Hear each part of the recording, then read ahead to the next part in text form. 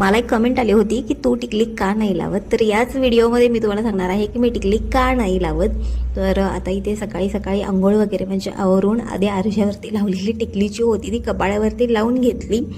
आणि टिकली लावल्यानंतर प्रत्येक स्त्री ही सुंदर दिसतेस, त्यात काही वादच नाही आहे. तर ॲक्च्युली असं पर्टिक्युलर असं काहीच रिझन नाही आहे टिकली न लावण्याचं. ॲक्च्युली टिकली किंवा कुंकू किंवा हळद लावलं तर माझ्या कपाळाला खाज येते आणि सगळ्यांनाच माहिती आहे आता सगळंच जे काही आहे भेसळयुक्त आहे, तर त्याचा थोडासा साईड इफेक्ट हा आपल्या स्किनवरती आपल्या शरीरावरती होतोच. तर असं काही पर्टिक्युलर कारण नाही आहे. आणि आज मी टिकली लावलेली आहे तर तुम्हाला ते व्हिडिओमध्ये दिसत असेलच. तर इथे सगळं काही माझं जेवण जे आहे ते आवरून झालेलं आहे. आणि वाटाण्याची उसळ मी एकच जी आहे कचकचित केलेली होती. निलेशला बोलले की भाजी आमटी वेगवेगळं नाही करणार, एकच जे आहे वाटाण्याची उसळ, भाजीही आणि आमटीही या प्रकारे थोडीशी रस्साभाजी टाईप मी केलेली होती. आता जे काही भाजी वगैरे आहे सगळं काही मी एका छोट्या भांड्यामध्ये ट्रान्सफर करून घेतलं.